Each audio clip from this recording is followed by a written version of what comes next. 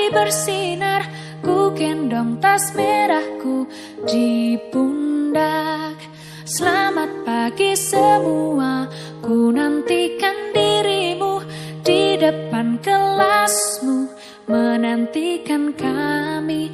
Guruku tersayang, guru tercinta, tanpamu apa jadinya? Assalamualaikum warahmatullahi wabarakatuh. Perkenalkan, nama saya Irma Sinta, calon penggerak angkatan 8. Di sini saya akan melakukan supervisi kepada rekan guru saya yang bernama Ibu Suci Pratiwi. Langsung aja kita mulai, Bu, ya. Bu Suci, apa kabarnya? Alhamdulillah baik. Alhamdulillah baik ya. Nah, di sini kita akan melakukan pra-observasi dulu ya, dimana saya dengan melakukan pra-observasi ini nantinya akan saya amati pembelajaran yang akan Ibu Suci lakukan di dalam kelas. Adapun tujuan saya melakukan observasi ini untuk mengetahui dan mengevaluasi pembelajaran yang dilakukan di kelas, dimana yang pertama kira-kira apa ya tujuan pembelajaran yang akan Ibu capai. Oke. Untuk saat ini karena materi kita itu mengenai struktur atom dan sistem periode unsur, maka untuk tujuan pembelajarannya itu adalah mengidentifikasi partikel-partikel penyusun struktur atom, kemudian mengartikan tanda atom sebagai informasi awal, kemudian juga mengkritisi perkembangan teori atom dan mendeskripsikan sistem periode unsur. Oke. Jadi pada apa ya unsur atomnya ya. Iya. Kemudian kira-kira nih dalam pembelajaran nantinya area pengembangannya ingin Ibu capai. Untuk area pengembangan itu dia dua, pengetahuan dan keterampilan. Kalau untuk pengetahuan itu kita seperti mengidentifikasi partikel sistem periodik unsur. Kemudian kalau untuk keterampilan nanti anak-anak juga akan membuat sistem periodik unsur tersebut. Jadi lebih kepada pengetahuan ya. Pengetahuan. Kemudian pada rancangan pembelajaran nih, tentunya kita sebagai guru kan ada rancangannya. Di strategi dan metode yang akan Ibu lakukan pada rancangannya apa ya? Rencananya itu menggunakan model TGT, Teams Group Turnamen. Kemudian kalau untuk metodenya tetap menggunakan diskusi kelompok, kemudian nanti ada tanya jawab dan penugasan untuk metode pembelajaran. Oke, berarti pada strategi TGT ya, ini semacam permainan Bu ya. Permainan tentunya menggunakan teknik kelompok juga ya. Oke. Kemudian ada menggunakan media pembelajaran? Ada, nanti menggunakan LKPD, kemudian ada PowerPoint, pasti menggunakan laptop dan lain-lain itu pasti. Iya. Ada LKPD-nya Iya, ya. LKPD dan lain-lain. Nah, untuk kegiatan pembelajaran ini yang sudah Ibu rancang, kira-kira kapan waktu pelaksanaannya? Saya itu rencananya di hari Rabu. Hari Rabu jam 1-2 di kelas 10-6. Rabu besok berarti. Iya, ya? besok. Kemudian karena sudah kita coba ini, apa nih yang Ibu peroleh dari hasil bincang-bincang kita pada pra-observasi ini? Kalau dari pra-observasi ini setidaknya saya mendapatkan gambaran media pembelajaran yang akan saya gunakan. Kemudian yang pasti saya mempersiapkan model pembelajaran untuk supervisi besok. Baiklah Ibu Suci, terima kasih untuk bincang-bincangnya. Jadi kita nanti observasinya di hari Rabu ya. Ya, itu saja dulu untuk observasi kami. Nanti saya akan langsung pantau ke observasi di hari Rabu. Terima kasih.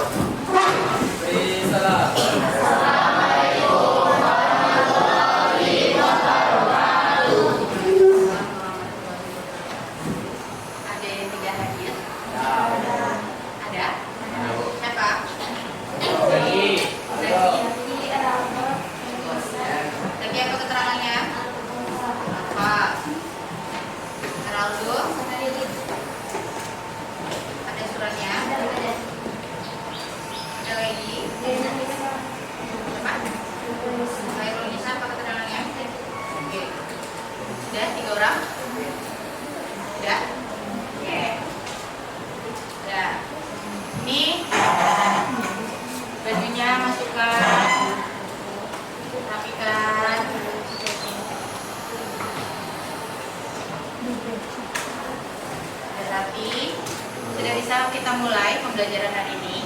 Oke. Baik. Kita hari ini akan masuk ke materi yang baru mengenai konfigurasi elektron. Tapi sebelumnya kenapa? Oke, sebelumnya kalian harus tahu dulu tujuan pembelajaran kita hari ini. Yang pertama, mengidentifikasi partikel-partikel penyusun atom dengan sifatnya. Yang kedua, mengartikan tanda atom sebagai informasi awal sifat atom suatu unsur.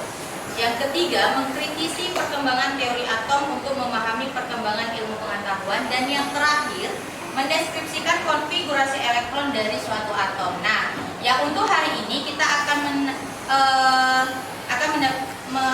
mendekatkan untuk yang tujuan yang keempat. Itu adalah mendeskripsikan konfigurasi elektron dari suatu atom. Karena sebelumnya kita sudah belajar mengenai struktur atom, partikel atom, dan perkembangan atom. Oke, nah sekarang pernah lihat kembang api? Nah, di mana kalian lihat kembang api? Langit. Kalau acara tahun baru kan selalu tutup di MTQ kan ada kembang api. Nah, sebenarnya kembang api kenapa dia berbeda warna yang dihasilkan itu ada kaitannya dengan pembelajaran kita hari ini. Karena warna nyala kembang api itu berbeda tergantung dengan susunan elektron dalam unsur dan ada kaitannya dengan susunan elektron untuk konfigurasi elektron. Jadi kan warnanya kalau kalian buka kembang api sebenarnya kan satu warna. Jadi ketika kalian bakar kan hasilnya itu berbeda warna itu karena ada perbedaan elektron. Nah, kita akan belajar itu elektron itu sebenarnya kenapa sih hubungannya dengan konfigurasi elektron. Nah, hari ini kita akan masuk ke konfigurasi elektron. Tapi sebelumnya, Ibu tanya, kita sudah belajar mengenai perkembangan atom, ya kan? Salam.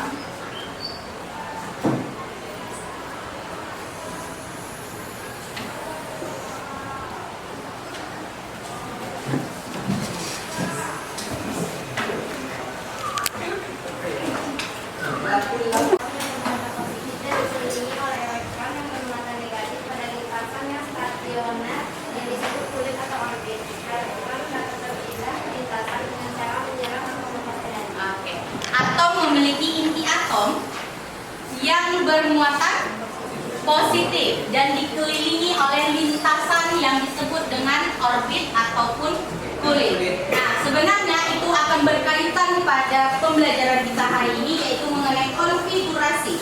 Konfigurasi itu ada dua. Oke, ada konfigurasi yang berdasarkan kulit dan ada yang berdasarkan mekanika kuantum. Nah, yang hari ini kita akan pelajari berdasarkan kulit. Yang berdasarkan kulit itu sudah sesuai dengan perkembangan atom Niels Bohr. Lihat. Kelompok sudah ada. Sekarang kita akan bermain games. Ibu akan kasih waktu kalian diskusi 5 menit untuk memahami materi yang sudah Ibu sampaikan tadi. Oke. Jadi setelah 5 menit, nanti kita akan mulai gamesnya dengan cara di depan sudah ada 9 soal untuk masing-masing kelompok. Oke. Jadi nanti kalian akan bergantian per anggota untuk membuka soal tersebut dan jawab soal tersebut di kertas yang kalian buka itu. Kalau misalnya kalian membuka soal yang kedua, maka langsung jawab di kertas ini. Nah, di mana tidak pahamnya? Untuk penentuan jawabannya sudah paham.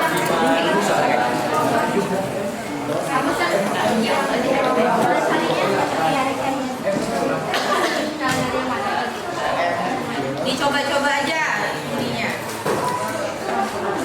Iya, maksimum. Masing-masing kulit. Kalau K maksimumnya 2. Nggak boleh lebih kalau K. Kalau masih sisa, oper dia ke kulit selanjutnya. Jadi totalnya kan kita mau menuju 11 contohnya. Bukan elektron, tapi ini maksudnya kulit pertama. Kulit 1, kulit 2, kulit 3, kulit 4, kulit 5. Yang elektronnya di sini. Nih. Oke. Bu, kameranya siapa, Bu? Ya, sabar aja. Ini maju yang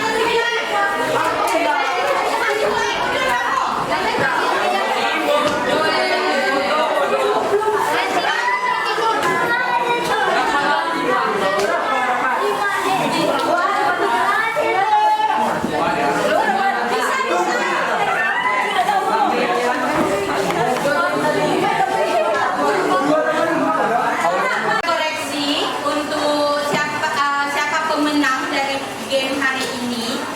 Jadi pembelajaran kita itu adalah mengenai konfigurasi elektron berdasarkan Bohr dan Curie.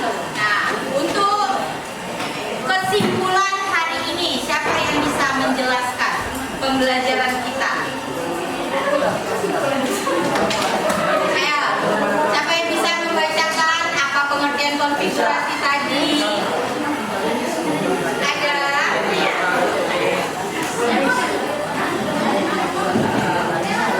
Ayo. Pengertian tadi.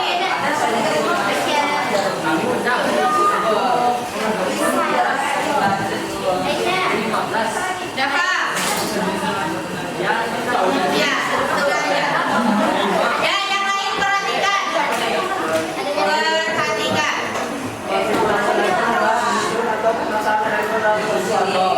Konfigurasi elektron memiliki aturan yaitu kulit KLFN sampai seterusnya dan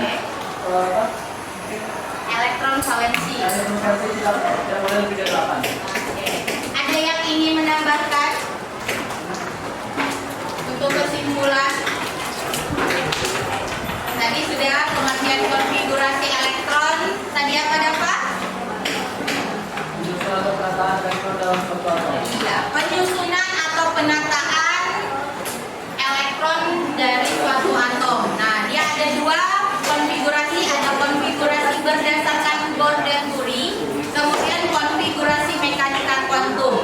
Nah, hari ini kita yang berdasarkan Bohr dan Curie. Ada dua aturannya tadi apa saja? Dimulai dari kulit K, L, M, dan seterusnya. Yang kedua, ya, tidak boleh elektron valensi lebih dari 8. Kemudian tadi rumus penentuan elektron maksimum apa? Ini untuk minggu depan kita akan masuk ke materi baru yang mengenai konfigurasi yang kedua, itu adalah konfigurasi berdasarkan mekanika kuantum. Jadi silakan kalian baca dan pelajari di rumah mengenai konfigurasi mekanika kuantum. Jadi tugas kalian cari materi mengenai mekanika kuantum. Paham semuanya? Oke. Berakhir pembelajaran kita hari ini. Ibu Ayuri, assalamualaikum warahmatullahi wabarakatuh.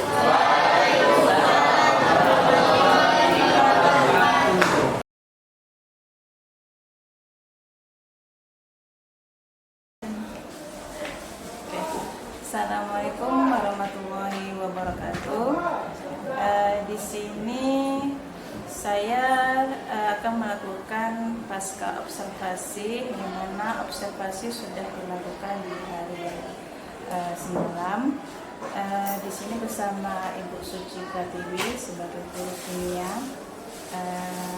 Kita cakap-cakap dulu ya, dari hasil yang mulai dari kita lakukan kemarin, yang sudah apa yang ingin Ibu lakukan pada saat observasi, kemudian di saat observasi kita sudah lihat dah gimana ininya, kemungkinan ada refleksi tersendirilah sama Ibu ya, apa kelemahannya atau apa.